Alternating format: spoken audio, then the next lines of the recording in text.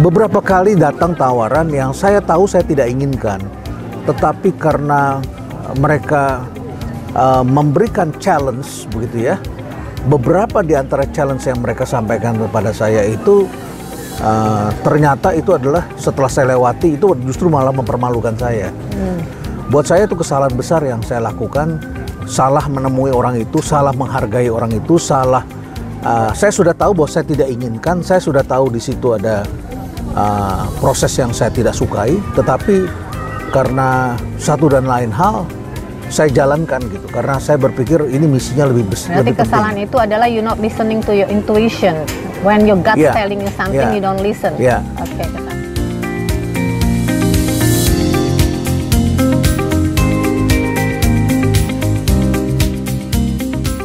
Hi, welcome people di program Values and Mistake. Kali ini kita akan mendengar value dan mistake-nya Profesor Renat Kasali. Dalam hidup semua orang pasti punya prinsip hidup, tetapi lebih baik belajar dari kesalahan orang lain supaya kita tidak jatuh di tempat yang sama, atau paling enggak tidak jatuh separah itu, karena sudah mendengar banyak kesaksian kesalahan-kesalahan orang. Nggak mungkin dong seorang Profesor Renat Kasali biar pinter gimana nggak ada kesalahan, Prof. Kita start dari value. What is your life values, prinsip hidup Profesor apa? 3. Yang pertama, selalu bangun nama. Jangan cari uang, tapi bangun nama. Kalau kita pasti punya waktu cukup panjang, selalu bangun nama. Karena dengan membangun nama, memang kita hanya capek di depan. Kalau kita capek di depan, kita akan enak di belakang. Jadi bangun nama, selalu bangun nama. Nah, bangun nama itu tentu turunannya banyak ya. Oke, itu yang pertama. Yang kedua, ya selalu ada hal baru yang harus kita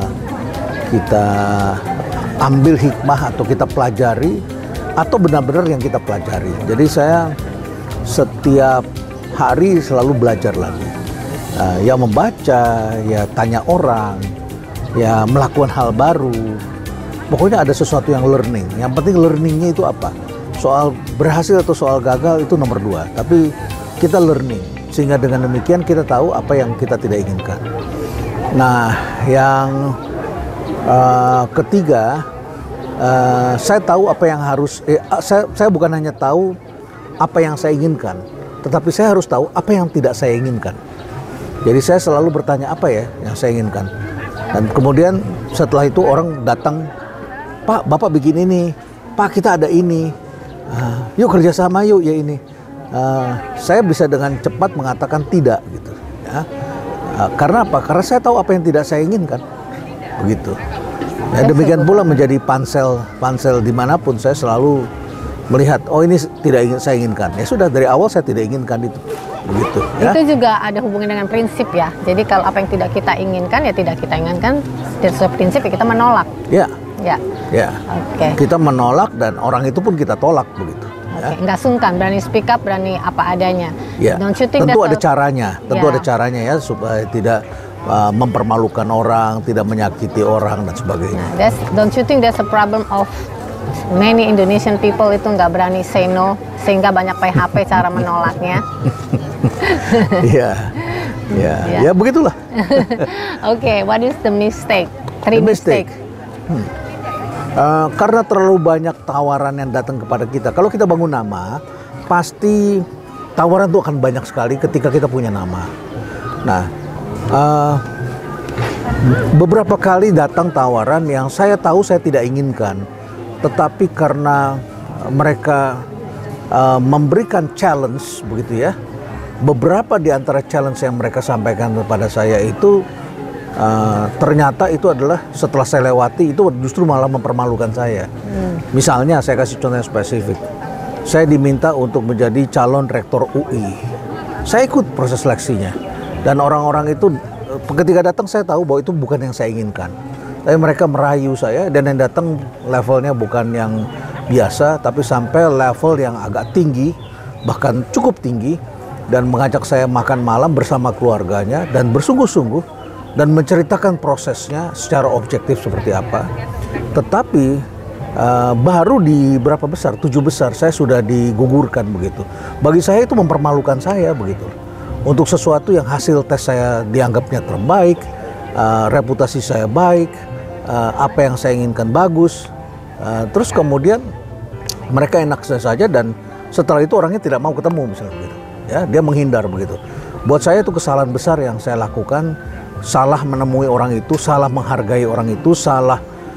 Saya sudah tahu bahwa saya tidak inginkan, saya sudah tahu di situ ada proses yang saya tidak sukai, tetapi karena satu dan lain hal saya jalankan gitu, karena saya berpikir ini misinya lebih besar. Berarti kesalahan itu adalah you not listening to your intuition. When your gut telling you something, you don't listen. Oke, kesalahan kedua. Kesalahan kedua adalah ketika menjalankan sesuatu yang ternyata kita tidak memiliki kemampuan untuk menjalankannya. Kalau tadi adalah kita tidak percaya pada intuisi kita. Yang kedua adalah kita berpikir semua bisa kita atasi. Karena pada suatu ketika kita berpikir bahwa kita ini kreatif, kita ini punya banyak teman, kita bisa melakukannya. Nah, ternyata ada banyak hal yang tidak bisa kita lakukan. Jadi kita harus fokus dalam beberapa hal tertentu saja. Oke, not overload. Ya.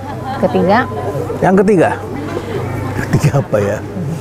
Yang ketiga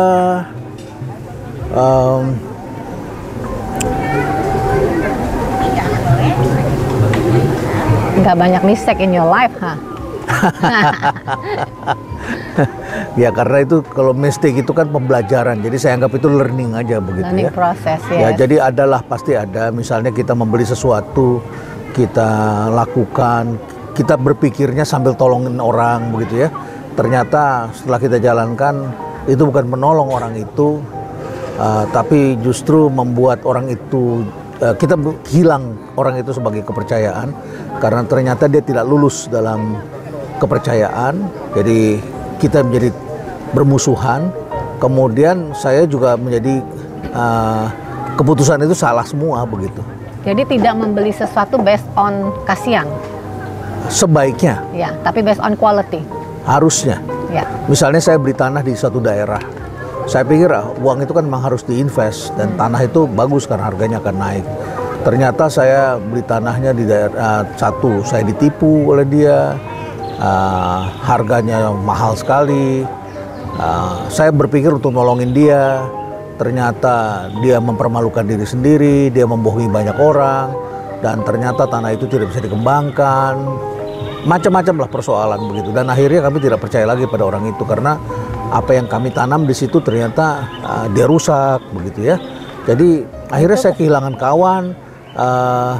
Yang kita mau tolong dia jadi sombong karena dia dapat uang sudah, dan seterusnya. Jadi banyak kekecewaan. Berarti kesalahan gampang percaya orang itu. Gampang percaya dan kasihan sama orang harus ada batasnya. Niatnya mau bantu tapi malah ya, harus ada batasnya. Ya. Oke, ada 2 pertanyaan terakhir. Kalau Profesor jadi guru grooming Indonesia, apa yang ingin di grooming di bangsa ini, Prof? Saya sendiri groomingnya kacau.